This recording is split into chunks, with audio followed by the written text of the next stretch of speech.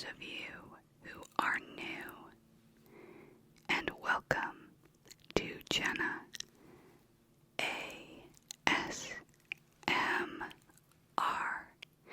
Today we are going to be doing a classic whisper ramble. I absolutely love these videos, and I haven't done just a sit-down chat in a little while. So I thought that this morning I would do a classic whisper ramble for you beautiful people. I have my coffee here. So you may notice that this is being filmed on a new camera. I'm still learning how to work it and everything, and learn the settings and things like that, but from the little bit that I've worked with it, it's incredible. However, getting this camera, I did run into some difficulties. So I was pretty torn on whether to get this camera just new or refurbished. So I did a little bit of research, but from what I could tell, refurbished is great. There's no problems with getting a refurbished camera, which really surprised me. Everything I read said that it just genuinely does save you money. So I decided to get a refurbished one from B&E. Not B&E, but B&H, the camera store. B&E, that reminds me of the Dane Cook skit. I'm gonna do a B&E. That's so funny. I love that. That whole show is so good. Anyways, so I get this camera, right? I buy it from B&H, and I'm super excited. I even got a 1-year protection plan, because I thought, why not? Just in case I drop it and break it or something like that, at least I'll have a protection plan on it. So I'm super excited, and it says that it's gonna arrive in a couple days. It says that it's going to arrive in a couple days. So I'm eagerly awaiting its arrival. Then the day comes, and I think I had this day off. So aside from running a few errands, I was home for most of the day, and my partner, who works from home, she was definitely home. And so I'm waiting, and she's waiting for this camera to arrive. We did get a knock on the door to get an Amazon package, which was a false alarm. But as the day is sort of nearing a close,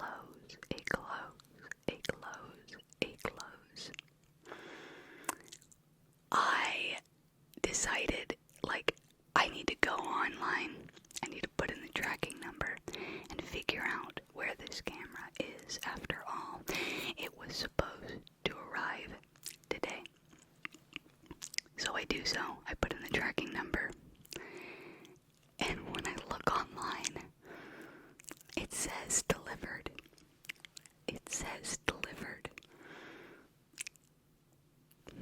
I was very confused. And it said it had delivered at noon. Way earlier in the day, right? So I'm okay, I'm gonna go outside and I'm gonna check. I'm just gonna check the entire area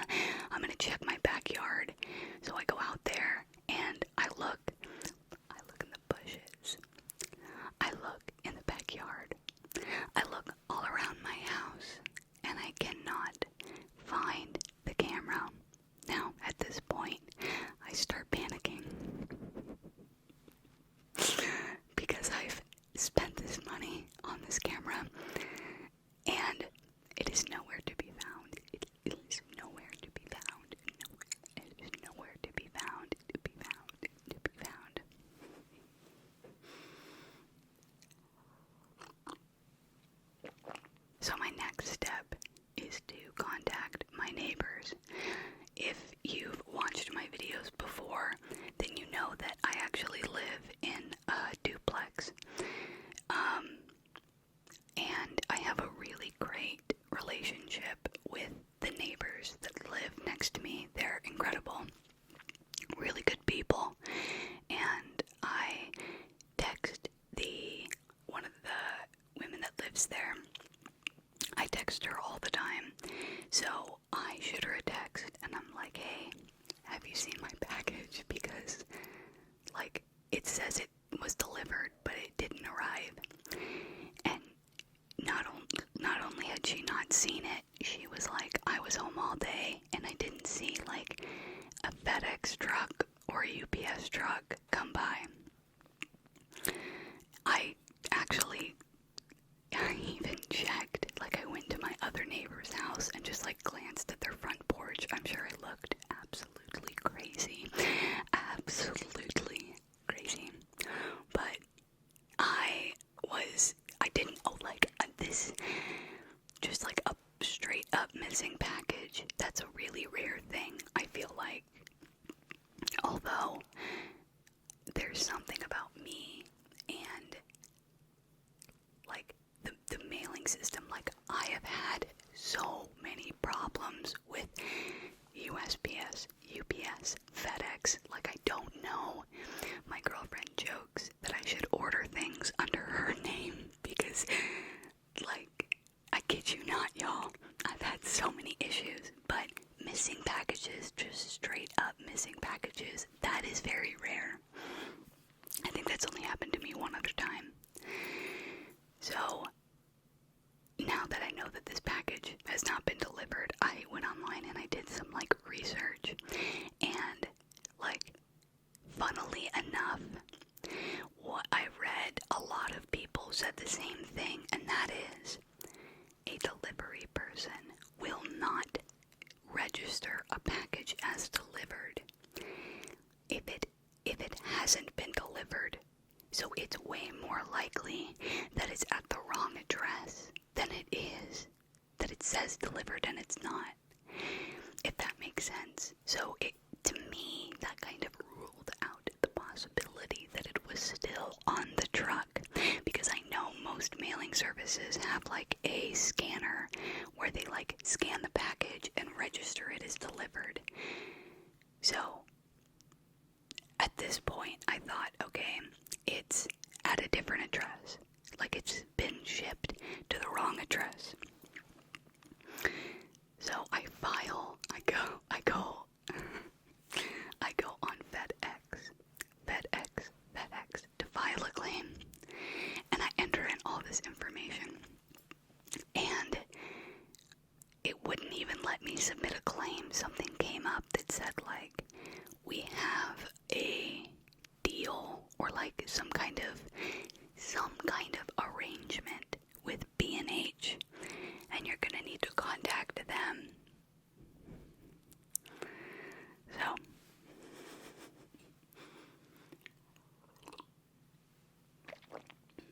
So I do that. I message B&H. I explain the whole situation. And I get a message, like, the automatic email back that's like, we are super backed up due to the whole, like, pandemic situation, so you're gonna have to wait 24 to 48 hours. So at this point, all I can do is kind of put my hands up and be like, well, this is out of my control, out of my control, out of my control. And it's funny because I've done a lot of, like, growth over the years. Things like this used to really upset me, like, would really send me into, like, a bad place.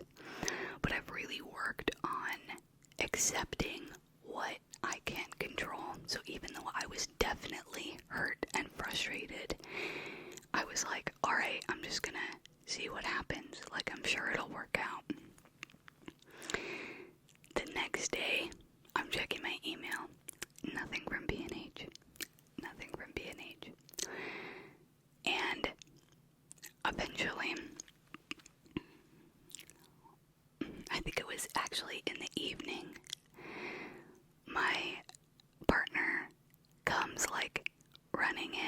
is like, your camera's here. I didn't hear back from B&H.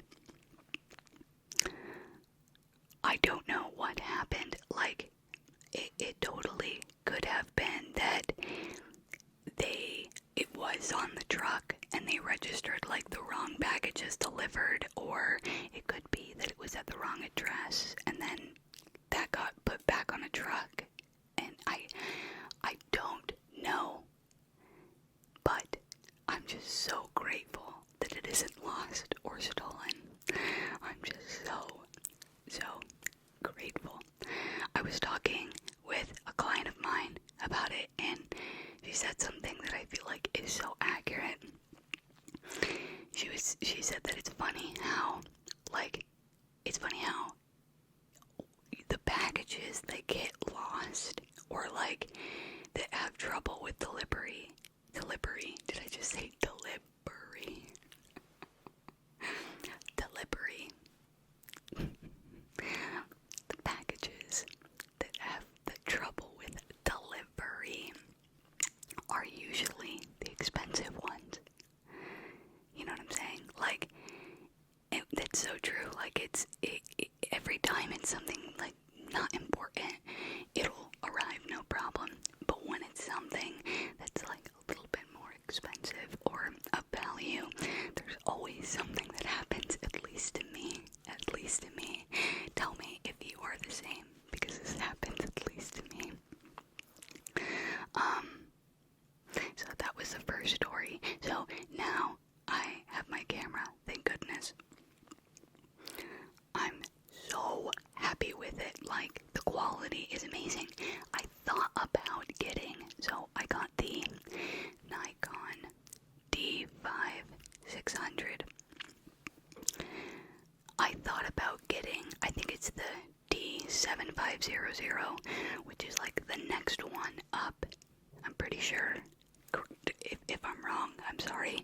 Like, I don't know a lot about cameras and stuff, but I researched a lot of different cameras, but the reason why I went with this one is because it does have a flip screen, and that's so important because I need to know when it stops recording. Oh, by the way, I found out that cameras stop recording at a certain time limit to prevent overheating. Literally every camera does it. This camera, I can adjust it so it goes for 30 minutes, which is a pretty long time, but in general, they have to do that because otherwise the camera will like overheat. Didn't know that. But this camera's quality is great. It has a little flip screen, which is great. It's a DSLR, which is great. I'm also gonna look into getting a few different lenses, which will make the quality even better. But yeah, I would have gotten one up, but the screen, like, you could pull the screen out, which was so interesting. So if you're like out in the sun, you could like pop the screen up, and then the screen could like twist up and down a little bit to kind of avoid the glare, which is pretty cool. Or you can like stand above it and pull the screen out, but it doesn't flip out, which to me is so silly because I know that so many people like the fact that a camera can have a screen like facing out.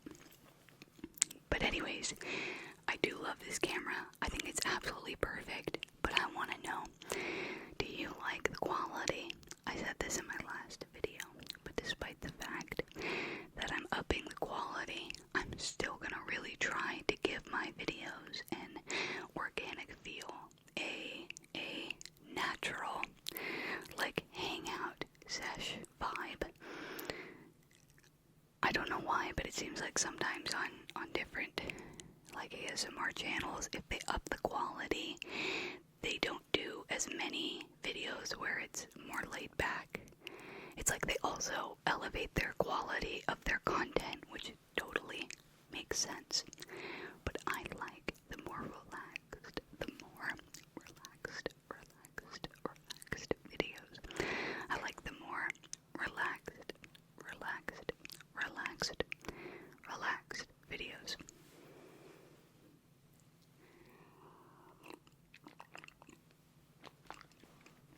So I've been playing Fall Guys. That's been super fun. I have not touched my PS4 in so long. Like, once I got my Nintendo Switch Lite, I've been playing that like crazy. So much so that I just stopped playing my PS4 and I would just use it for like Netflix on my TV. But when Fall Guys came out, I was like, okay, I have to play this game. And it's so fun. My partner and I play on the same account and we switch off. And what I like about this Fall Guys game is that it's as fun to watch as it is to play.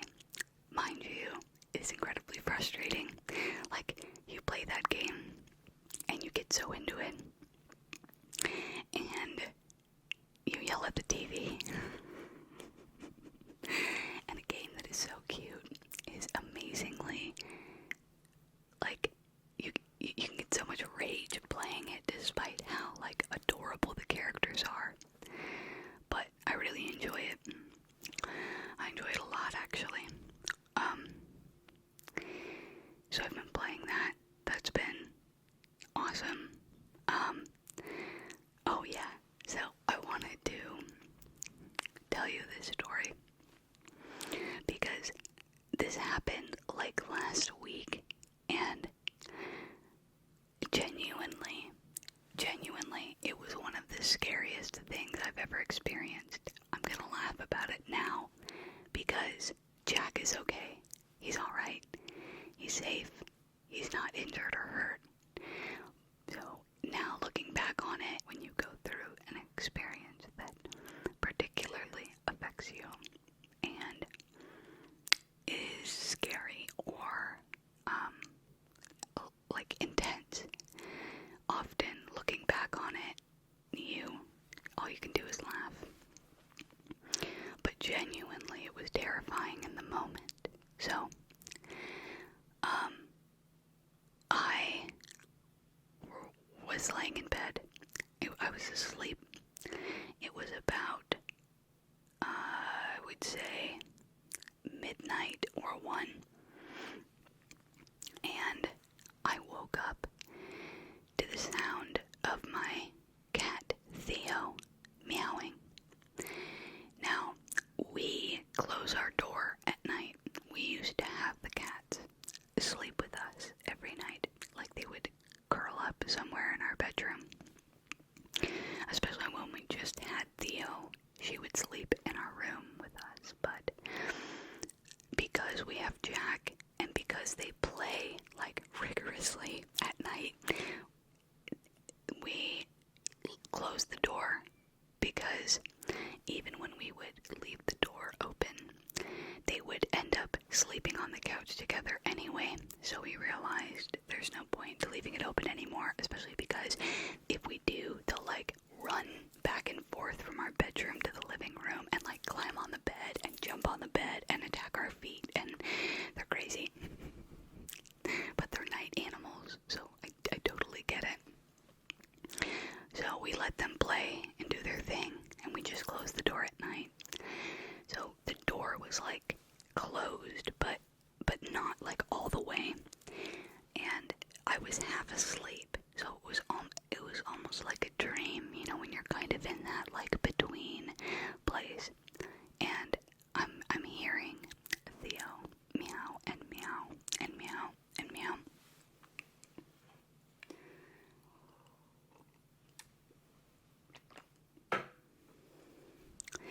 And then I hear my girlfriend yell, like, Jenna,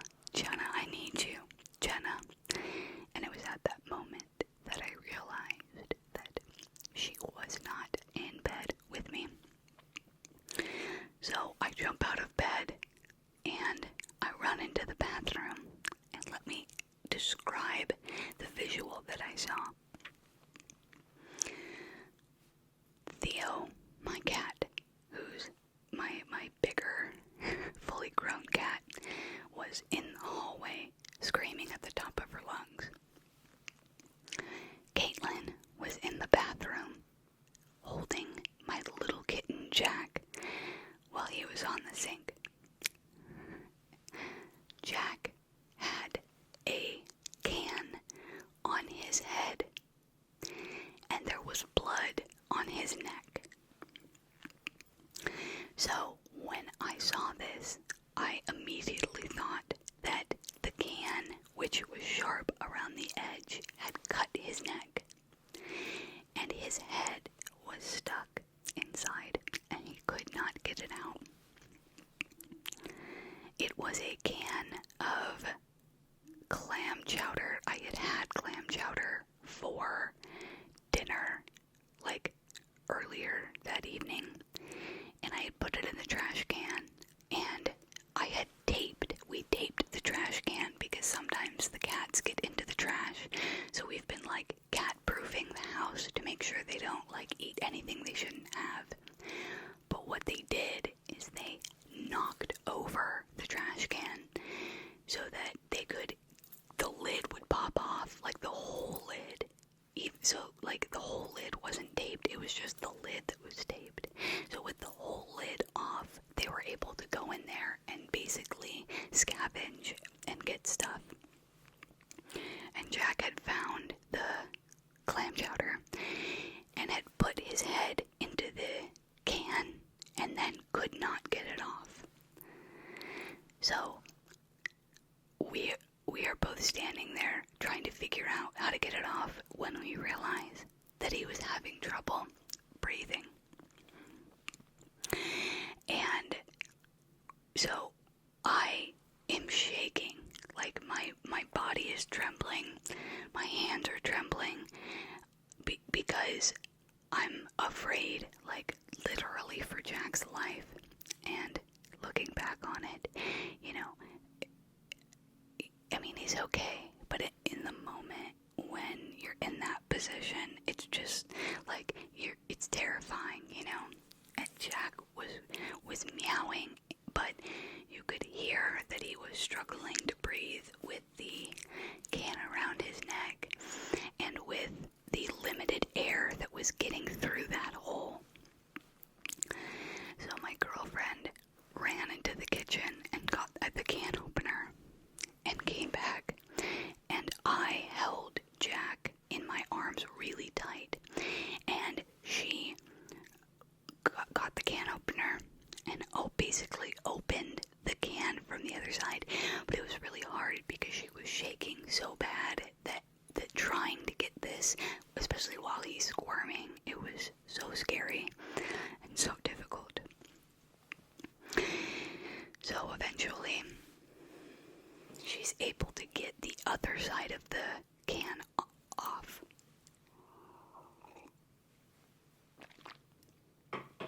At this point, my hands are scratched and bloody. Her hands are scratched and bloody from this can. So we now know that Jack can breathe. When we took the thing off, the poor little guy had, like, just clam chowder everywhere, like all over his eyes, and I was so worried he was gonna get an infection or something like that. And his poor little meow, like, broke my heart. I was, like, hurting so much it almost makes me emotional because I care about them so much, and I hate knowing that they're, like, scared or in pain.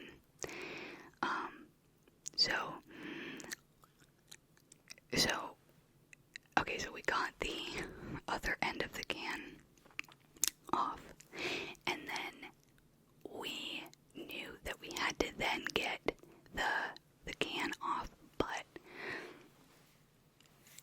as we gently maneuvered it and kind of messed around with it a little bit, careful not to hurt Jack, we realized that the can had way more leeway because we had opened the other side. There was almost like this suction that was happening when the can was initially on his head, and with the other end removed, we realized we can get this off. So thankfully the clam chowder kind of made it slick,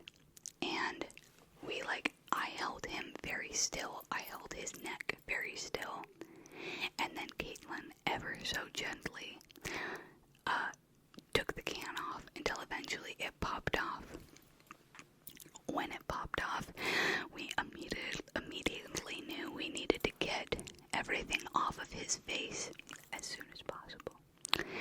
So we put him in the sink and made sure that the water didn't like fall like straight onto his eyes. Caitlin like would pour the water over her hand so that it would kind of gently fall over his face and it wasn't like too like intense for him. And when we did this, we realized that the blood was not Jack's. The blood on him was our blood. It was the outside of the can is what was sharp, not the inside. So we were handling this can and we had blood. I mean, literally, when he was safe and drying off, kid you not, it looked like a straight up crime scene. There was blood everywhere, on the walls, on the floor, in the kitchen, on the carpet, like everywhere. And so that blood had gotten on Jack, and because it was on his neck, we thought that the can had like hurt him, cut him. So we were so relieved. We get him all like wiped down, and then we brought him into our bedroom, and I put him on me, and I just gently pet him and like spoke really softly to him. And that's when Caitlin told me what happened. She had woken up to the sound of Theo screaming. And when she went out into the hall, Jack, with the can on his poor little head, was jumping like, I kid you not, like 9 feet in the air. Just jumping, trying to get this can off of his body. And she said it was like genuinely one of the most terrifying things. I just think it's so amazing that Theo knew that something was wrong. Like when Jack was jumping up and down trying to get this can off of his head, Theo knew. She knew that he was not okay and like needed help.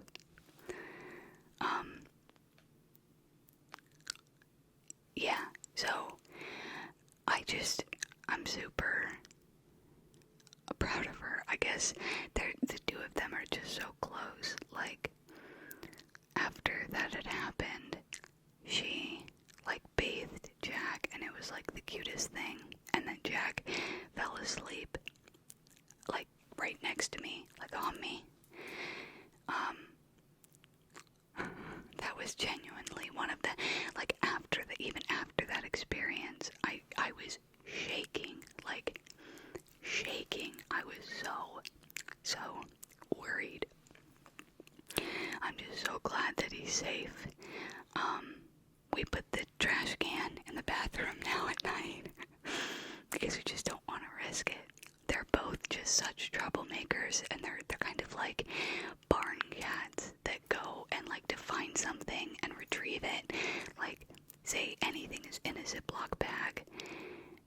Like, my cat Theo is obsessed with picking up that Ziploc bag and like carrying it away like it's a prey.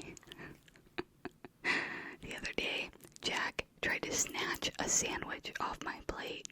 They're just little scavenger kittens. They're so funny. I'm just so glad that he's safe, but it was a super scary experience. I'm just so glad that he is safe. I love those cats, and I love our dog, and it's always so scary when you're worried that they could possibly be in danger, you know? Anyways, that's what's been going on with me. I did start my new job, and I'm kind of working on, like, balancing that. If you haven't seen my latest video before this, I basically show all the supplies that I got for my desk at my new job, which is super cool. Like, I've never had my own desk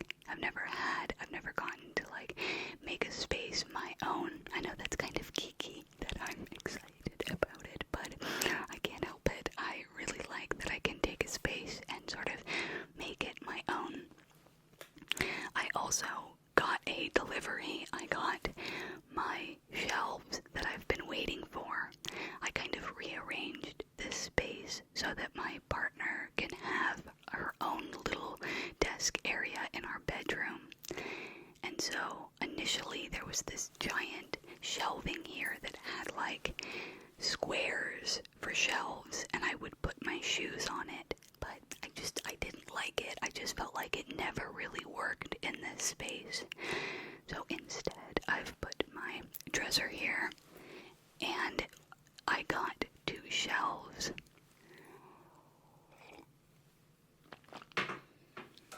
I got 2 shelves that I'm gonna put above it, and I'm gonna put just like a few pairs of shoes and maybe like a plant and a frame, and hopefully it'll look pretty clean. I'm really excited about it, so that'll be awesome. And I'm also working on a video on my main channel. It's just hard because now that I am balancing a like real job with, not that life coaching isn't a real job, but you know, one where I like go into work. Now that I'm balancing that with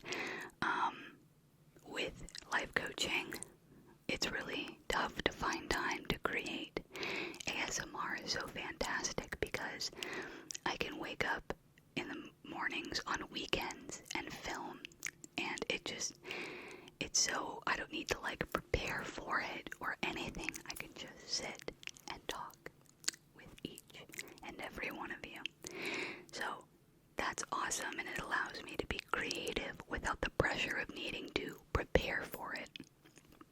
But it makes it tough to create videos on my main channel because those videos take a lot of preparation. So I'm doing my best to try and find the time, and I'm still working on balancing life coaching with this new like internship. But I have a feeling it's going to work out, and I'm going to get the hang of it. But yeah, I've really enjoyed the opportunity to sit down and talk with y'all. We're growing fast, this channel. I have way too much fun on this channel. If there is a certain type of video that you want to see from me, please let me know. I would love to know what kind of content you'd like. Thank you so much for watching. I hope you enjoyed the new